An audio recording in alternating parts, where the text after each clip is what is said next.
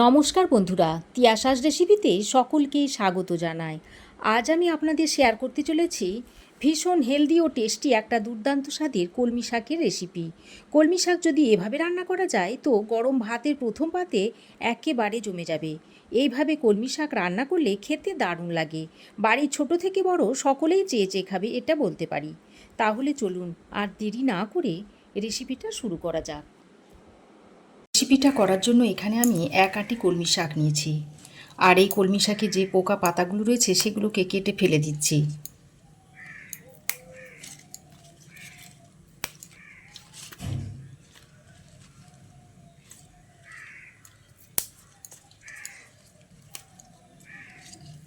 এই পোকা ধরা পাতাগুলো ফেলে দিচ্ছি।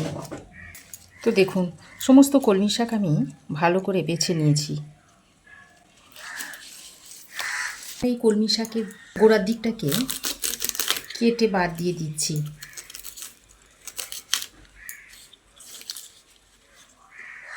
তারপর এই কলমি শাকটাকে একটু মাঝারি সাইজ করে কেটে নিচ্ছি। খুব ছোট করে কাটার দরকার নেই। আমি ডাঁটা আর পাতা সমেত কলমি শাকটাকে একটু মাঝারি সাইজ করে কেটে নিচ্ছি। তো দেখুন, কলমি শাকগুলোকে আমি এরকম মাঝারি সাইজ করে কেটে নিয়েছি। এখন এটাকে একটা পাত্রে তুলে নিচ্ছি। এরপর কলমি শাকটাকে আরও একবার ভালো করে ধুয়ে নেব। কাটার আগে আমি একবার ভালো করে ধুয়ে নিয়েছিলাম, এখন আমি আরও কয়েকবার ধুয়ে নেব। তো দেখুন, কলমি শাকটাকে আমি আরও কয়েকবার ভালো করে ধুয়ে নিয়ে চলে এসেছি। এবার এই কলমি শাকটাকে এক সাইডে সরিয়ে রেখে একটা বেগুন নিয়েছি। এবার এই বেগুনটাকে কেটে নিচ্ছি।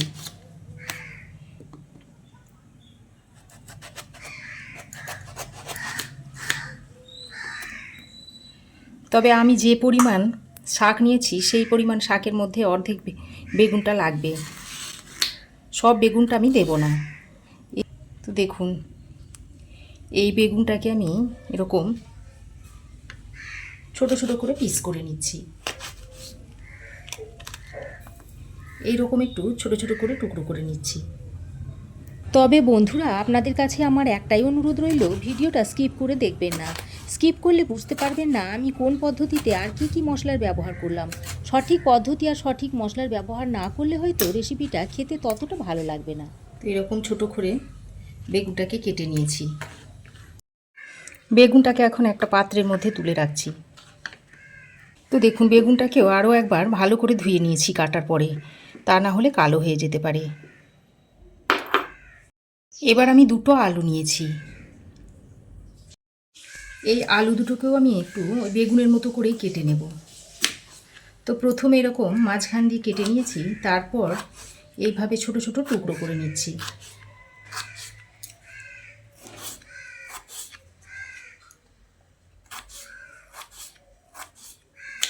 তো দেখুন, আলুটাকে এরকম বেগুনের মতোই ছোট ছোট টুকরো করে নিয়েছি। তো আলুগুলো কাটা হয়েছে। আলুগুলোকে এবার একটা পাত্রে তুলে আরও একবার ভালো করে আলুগুলোকে ধুয়ে নেব। এবার আমি কয়েক টুকরো রসুন নিয়েছি। এবার এই রসুনটাকে এইভাবে একটা সাঁড়াশির সাহায্যে এইভাবে চেপে চেপে নিচ্ছি। এইভাবে চেপে নিলে রসুনগুলো ভেঙে যাবে।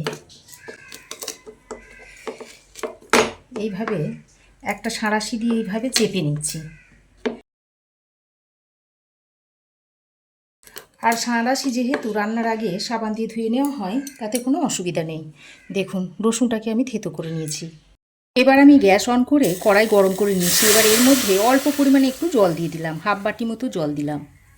তারপর ধুয়ে রাখা কলমি শাকটা এর মধ্যে দিয়ে দিচ্ছি। আর কলমির শাক থেকে অল্প পরিমাণে জল দিলাম, কলমির শাক থেকেও বেশ খানিকটা পরিমাণে জল বেরোবে। সেই জলেই শাকটা সেদ্ধ হয়ে যাবে। এবার আমি শাকের মধ্যে দিয়ে দিচ্ছি পরিমাণ মতো নুন। এবার নুনটা দিয়ে শাকের সঙ্গে ভালো করে নেড়েচেড়ে মিশিয়ে নিচ্ছি।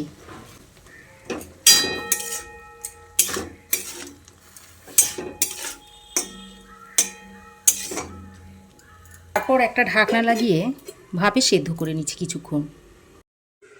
তো দেখুন, 3-4 মিনিট ঢাকা দিয়ে আমি শাকটাকে ভাপ দিয়ে নিয়েছি। আর দেখুন, শাক ভালোভাবে সেদ্ধ হয়ে গেছে। এবার শাকের মধ্যে যে অল্প একটু জল রয়েছে সেই জল সমেত শাকটাকে আমি একটা পাত্রের মধ্যে ঢেলে নিচ্ছি। তো দেখুন শাকটাকে আমি একটা পাত্রের মধ্যে ঢেলে নিয়েছি। এবার এটাকে সরিয়ে রেখে কড়াইটাকে ভালো করে ধুয়ে পরিষ্কার করে পরিষ্কার করে আবারও গ্যাস অন করে বসিয়ে দিচ্ছি। তো কড়াই ভালোভাবে গরম হয়ে গেলে এর মধ্যে দিয়ে দিচ্ছি 2 চামচ মতো সর্ষের তেল। এবার সর্ষের তেলটা ভালোভাবে গরম হয়ে এলে কেটে রাখা বেগুনগুলো এর মধ্যে দিয়ে দিচ্ছি। সঙ্গে অল্প একটু নুন আর হলুদের গুঁড়ো দিয়ে দিচ্ছি। তারপর বেগুনটাকে হালকা করে ভেজে নিচ্ছি। খুব বেশি কড়া করে ভাজার দরকার নেই, একটু হালকা করে ভাজলেই চলবে। তো দেখুন বেগুনগুলো আমি হালকা করে ভেজে তুলে নিচ্ছি।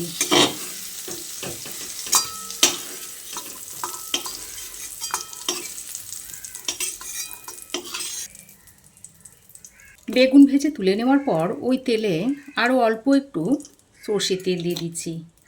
তারপর এর মধ্যে কেটে রাখা আলুগুলো দিয়ে দিচ্ছি। এবার আলুগুলোকেও লালচে করে ভেজে নেব। এবার আলুগুলোকেও একটু হালকা করে বেগুনের মতোই ভেজে নেব। তো দেখুন আলুটাকেও আমি হালকা করে ভেজে নিয়েছি। এবার আলুগুলোকেও তুলে নিচ্ছি।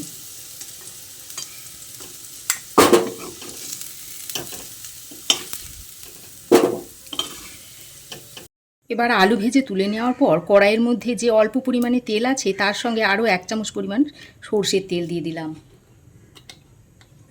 এবার এই গরম তেলের মধ্যে থেতো করা রসুনটা দিয়ে দিচ্ছি।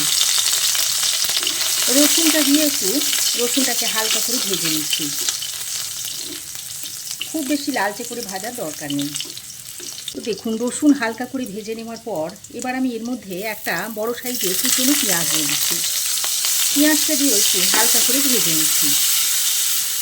তো দেখুন পেঁয়াজ হালকা করে ভেজে নিয়েছি। এবার আমি এর মধ্যে ভেজে রাখা আলু আর ভেজে রাখা বেগুনটা দিয়ে দিচ্ছি। তারপর আলু আর বেগুনটাকে দিয়ে আবারও ভালো করে নেড়ে চেড়ে মিশিয়ে নিচ্ছি। তো দেখুন বেগুন ও আলুটা দিয়ে আরও কিছুক্ষণ ভালো করে নেড়ে চেড়ে মিশিয়ে নিয়ে এবার আমি এর মধ্যে সেদ্ধ করে রাখা কলমির শাকটা জল সমেত দিয়ে দিলাম। তারপর কলমির শাকটা দিয়ে সব কিছুকে একবার ভালো করে নেড়ে চেড়ে মিশিয়ে নিয়ে